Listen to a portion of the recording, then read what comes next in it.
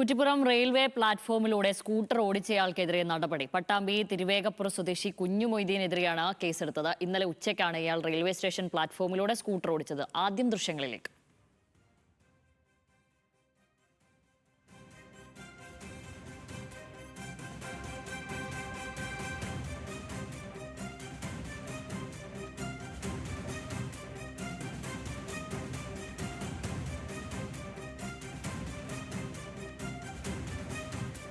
വിവരങ്ങളുമായി ശാന്തകുമാർ വെള്ളാലത്താണ് ചേരുന്നത് മലപ്പുറത്ത് നിന്നും.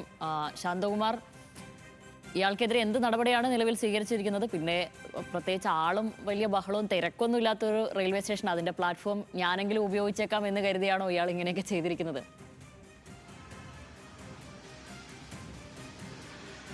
ശ്യാമിലി, അതായത് ഈ റോഡിൽ നിന്നും സ്കൂട്ടർ ഓടിച്ച് വരികയായിരുന്നു. അപ്പോൾ റോഡിൽ നിന്നും അപ്പുറത്തെ റോഡിലേക്ക് വേഗത്തിലെത്തുന്നതിന് വേണ്ടി ഒരു ബൈപ്പാസ് പോലെ ഈ പ്ലാറ്റ്ഫോം നമ്പർ 2 ഉപയോഗിച്ചതാണ് ഈ കുഞ്ഞു മൊയ്തീൻ.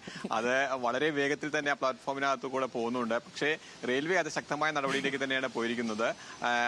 അനധികൃതമായി വാഹനം ഓടിച്ച് ഈ പ്ലാറ്റ്ഫോമിലേക്ക് കയറ്റിയതും ഒപ്പം തന്നെ റെയിൽവേയുടെ സ്ഥലത്തേക്ക് ഇത്തരത്തിലുള്ള പ്രവർത്തനം നടത്തിയതിനുള്ള ശക്തമായ വകുപ്പുകൾ ചുമത്തി തന്നെയാണ് ഇപ്പോൾ ഷൊർണൂർ RPF യൂണിറ്റ് ഇയാൾക്കെതിരെ കേസ് രജിസ്റ്റർ ചെയ്തിരിക്കുന്നത്. ഇന്നലെ ഉച്ചയ്ക്ക് 2 മണിയോട് കൂടിയാണ് ഈ സംഭവം ഉണ്ടാവുന്നത്. വളരെ വേഗത്തിൽ അദ്ദേഹത്തിന്റെ ഒരു എളുപ്പവഴി നോക്കിയതാണ് ഈ പ്ലാറ്റ്ഫോമിനകത്തുകൂടെ. അത് സ്കൂട്ടർ ഓടിച്ചു പോവുകയും ചെയ്തു. അതാണ് ഇപ്പോൾ വലിയ ഒരു കേസിലേക്ക് കൂടി എന്തായാലും വന്നിരിക്കുന്നത്.